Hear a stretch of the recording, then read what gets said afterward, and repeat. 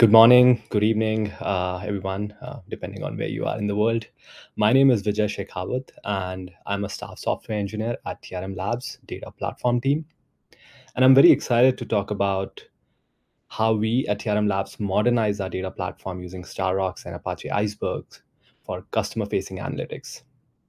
It is my hope that you might be inspired by our journey, or if you are a StarRocks power user, that you may learn a tip or two from our journey.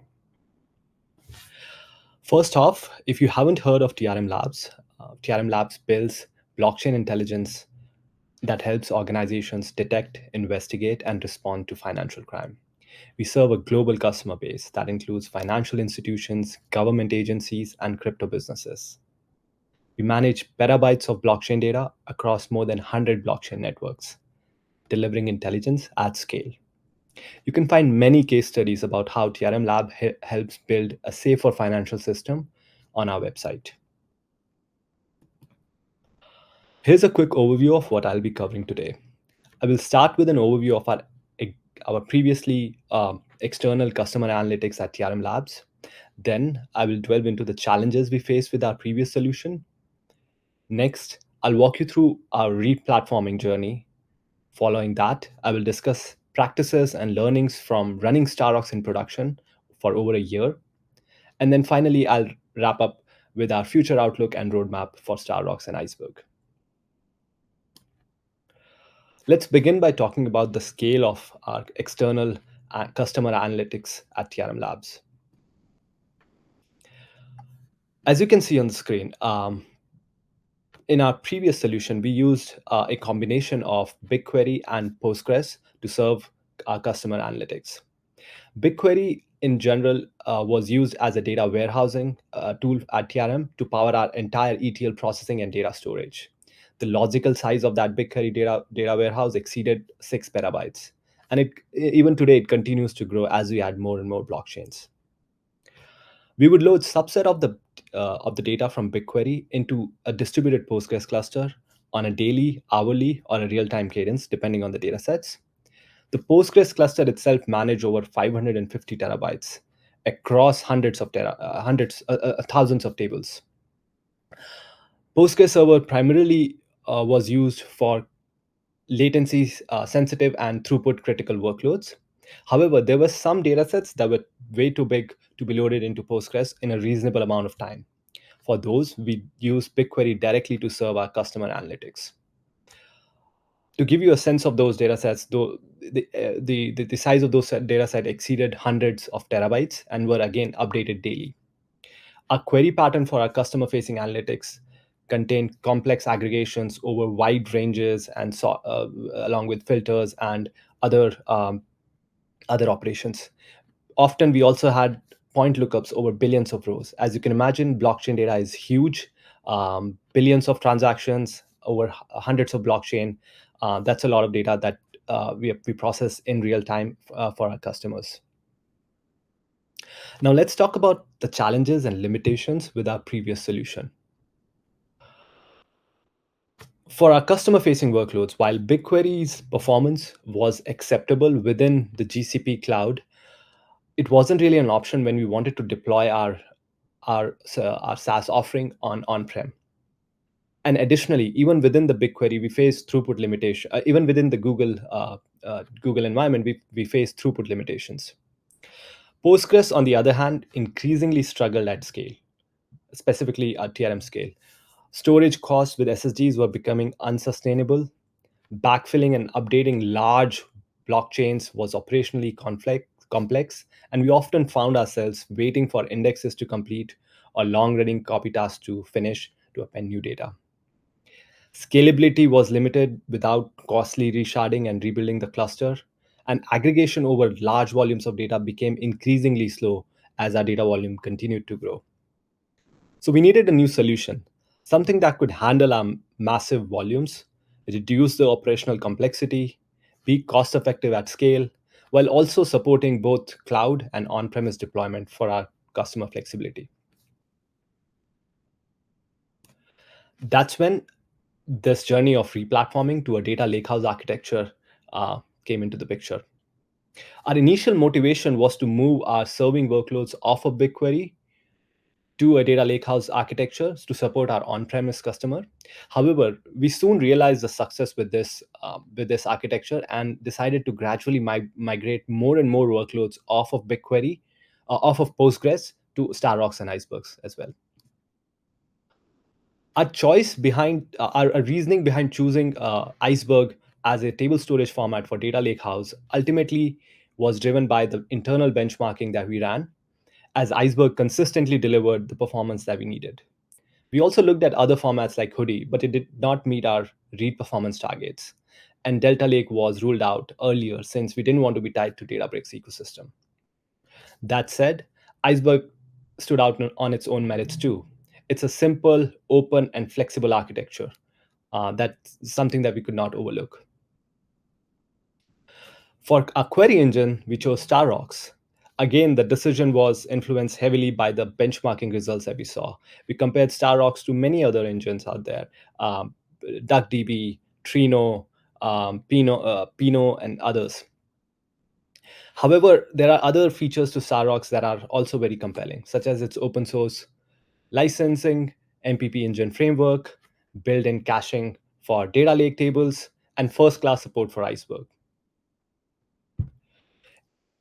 In this new modular open architecture, we moved from a tightly coupled analytical stack to a modular open architecture, separating compute, storage, and platform layers.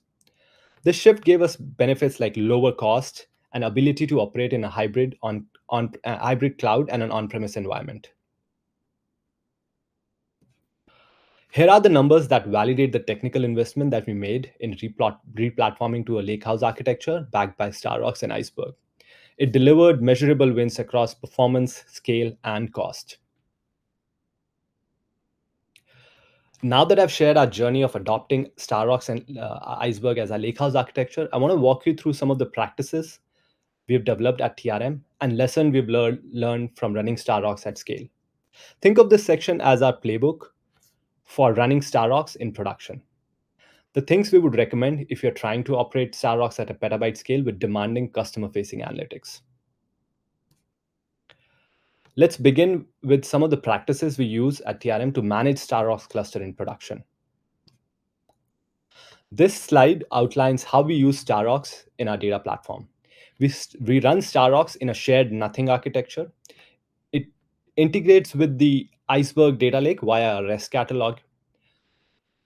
At TRM, StarRocks itself doesn't manage data state. All the persistence data is in Iceberg tables within the data lake. Instead, StarRocks acts as a high performing compute and query engine, while the REST catalog provides the metadata service to locate and manage the Iceberg tables. This architecture gives us the scalability, fault tolerance, and consistency without binding ourselves to stateful cluster management. Even though we don't particularly store data inside StarRock's internal table format, managing a massively distributed system is still very hard. At TRM, we deploy StarRocks on Kubernetes, managed through Terraform and Atlantis on GitHub to make that process easier. This gives us fully automated cluster lifecycle, all the way from scaling to upgrades without requiring manual operations. With everything defined as infrastructure as code, we ensure our environments are reproducible and consistent.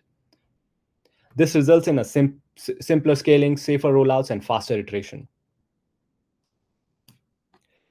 Now that I've discussed various techniques and strategies uh, we used to uh, we used to manage the StarRocks cluster, let me talk a little bit about some of the performance optimizations and learnings we've had over the last 1.5 year for serving customer facing analytics with StarRocks and Iceberg. Now, before I talk about the exact learnings and strategies, here's a snapshot of our initial deployment of StarRocks in production. What you see on your screen are 11 API endpoints, querying hundreds of terabytes of data with a mix of complex aggregations and point lookups. These are the P95s across these endpoints. This was our starting point, and this set the benchmark for all the optimization work that followed after. So the learning number one that I would share with everyone here today is enable caching. One of the biggest levers for performance optimization in data lakehouse architecture is caching, and we utilize all three caching mechanisms that StarRock has to offer: data cache, metadata cache, and Parquet footer cache. The result in latency is major, as you can see on the right side of the screen. With caching enabled, our P95 nearly halved compared to when it was off. And then again, I would say these are the actual production results. And not only did the query latency dropped, but because this also helped us support higher concurrency, since StarRocks was now spending less time on storage IO and overall using less resources on individual queries. Learning number two is enable add secondary spot BE nodes. This was our second layer of optimization, wherein we introduced dual layered backend node architecture with spot BE nodes for StarRocks.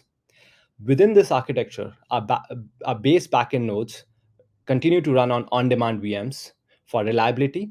And on top of that, we add secondary backend nodes on spot VMs to give us additional capacity at a fraction of cost.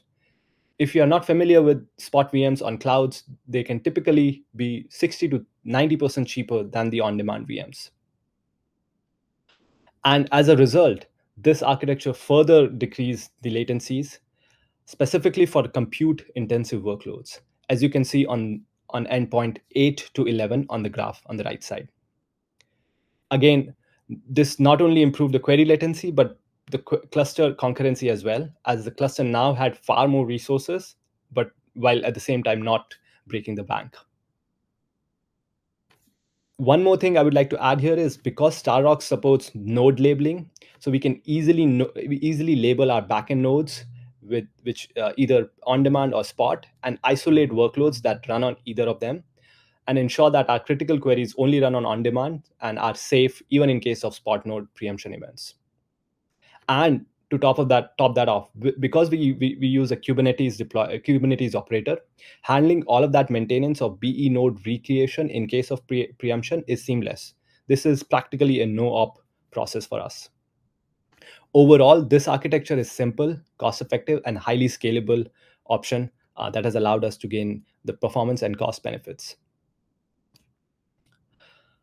While the first two learnings and optimizations that I shared with you did help bring down the P95 of our production use cases tremendously in all cases, we did not stop there.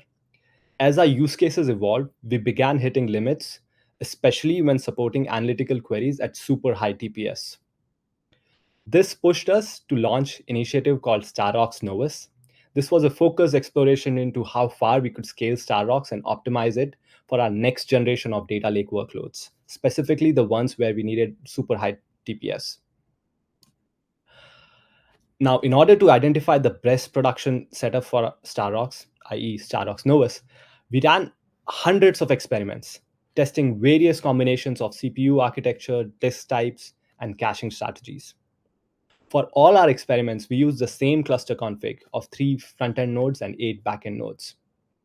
The, the shortlisted cluster configurations went under level 2 testing, which comprised of 1 hour long endurance runs with 100 distributed concurrent users consistently running analytical queries over hundreds of terabytes of Iceberg tables, simulating actual customer-facing analytics at TRM. We measured latencies such as P90, P95, and P99, and throughput for those tests, the results of which can be seen on the right side of the panel.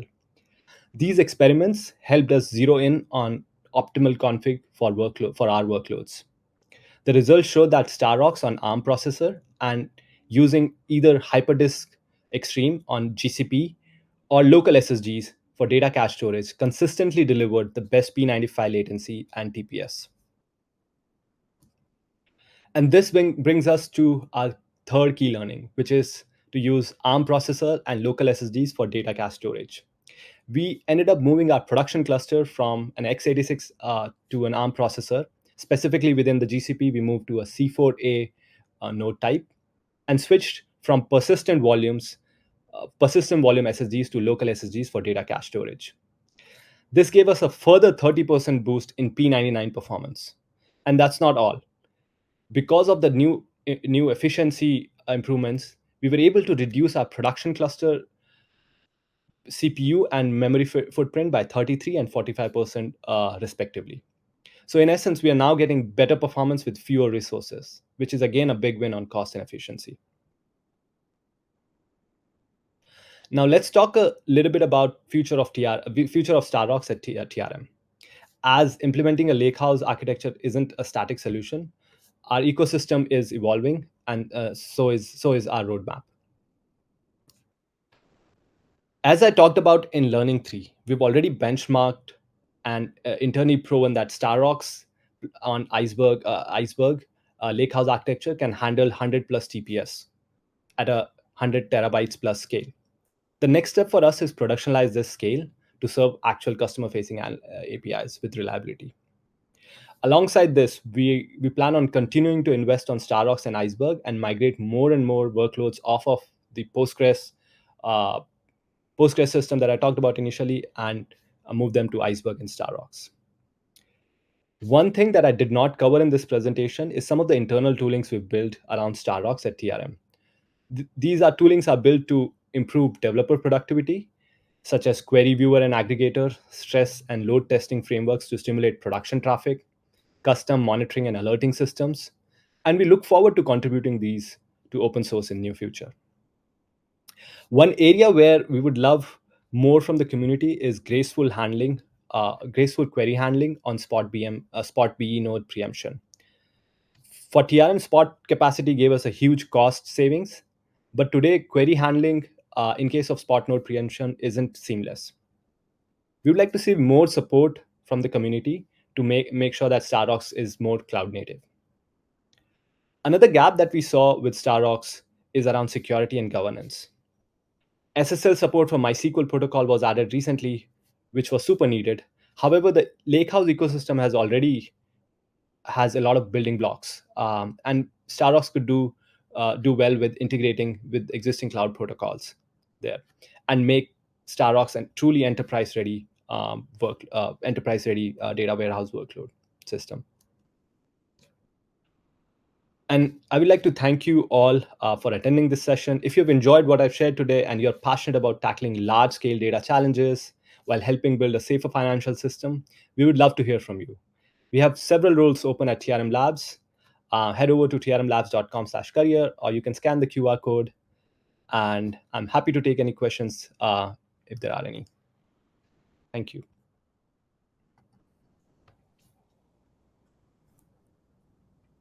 Thank you, Vijay. That was fantastic. Like the plug at the end there for the careers and the QR code. Well done. So we're going to open it up to questions from the audience. Again, you can type in the QA tab to the right or press the button to request to share your video and ask on camera.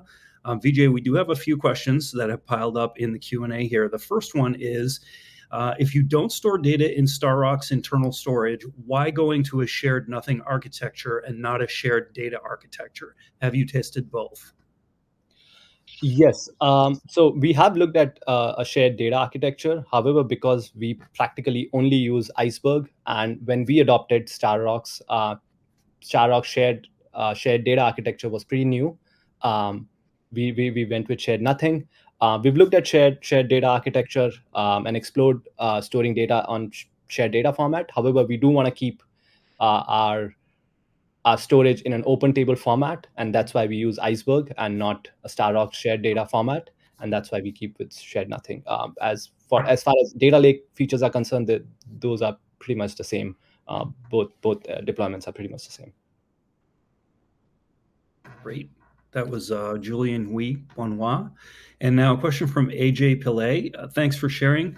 Are data stored across multiple regions or a single region? That's a good question. At the moment, so we use StarRocks in like multiple environments, but for our cloud environment, our data is typically stored in a single region in like more than one zone. So yeah. Great. Question from Harsh. What REST catalog do you run with Iceberg? And question number 2, any reason for a REST catalog if the API interacts directly with StarRocks? So we use a forked version of Tabular's REST catalog, and we have built some internal tooling around that and made it more mature. And I did not get the second question, so if you can clarify on that. Sure, I'll read it again. Any reason for a REST catalog if the API interacts directly with StarRocks? I'm not sure what the question is about. We use REST catalog because we need to interact with Iceberg tables, and if they can elaborate on question, I'm happy to answer more. Okay, great. Let's see. Next question from Kaylan. Is your read pattern skewed toward most recent ingested data? If yes, isn't cache missed rate high and resulting in more hits in more storage APIs impacting performance and cost? The first hit will always be on the cloud storage and then fetches the data into local cache. Yeah, that's a great question. Our read patterns are usually very varied. So it depends on what our customers are looking for, but we have customers that need to access a lot of historical data as well as new data. So that's one thing. And then additionally, I would also say like the way StarRocks cache work is pretty robust. So it's able to sort of balance for those scenarios. However, even without the cache hits, our performance is pretty decent. Cache just makes that much faster for us. Great. Adriel says, did you have any tables that did not use Iceberg and use the StarRocks S3 native backing instead? No, our StarRocks, as I mentioned during our presentation, our StarRocks cluster is pretty much stateless. All of the persistent state is on Iceberg, and that allows us to use techniques like spot BE nodes, additional spot BE nodes, and so yeah, no data on StarRocks for us. Great. We've got 2 more minutes. The questions just keep coming. This is fantastic. Ramesh says, what's the reason behind using complete external Iceberg catalog and not StarRocks internal format? Again, how do you handle both hot and cold queries in this architecture? That's a great question. Again, for us, flexibility and interoperability really matters. So that's why we wanted to go with Iceberg as opposed to an internal storage for a data warehouse. And then secondly, in our existing, if I look at our existing or previous solution, one of the biggest challenge operationally was actually loading the size of the data that we have into the data warehouse. So from BigQuery to Postgres was really challenging for us at like hundreds of terabytes on a daily basis.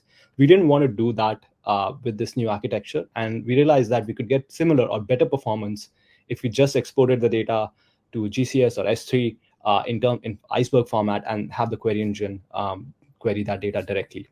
So that was our reasoning behind that. Great. We just have a few seconds left. I'm sorry if we didn't get to your question, but again, please go to the community, ask that question there. We'll make sure Vijay gets it and can answer that question. Thank you so much, Vijay. You've been wonderful. Great Q&A here. Lots of questions. Thank you for joining us. Thanks to Vijay for a great session. Don't forget to complete the evaluation poll question, which is under polls right over here on the right. And the next sessions are literally starting right now. So thank you so much, and we'll see you soon.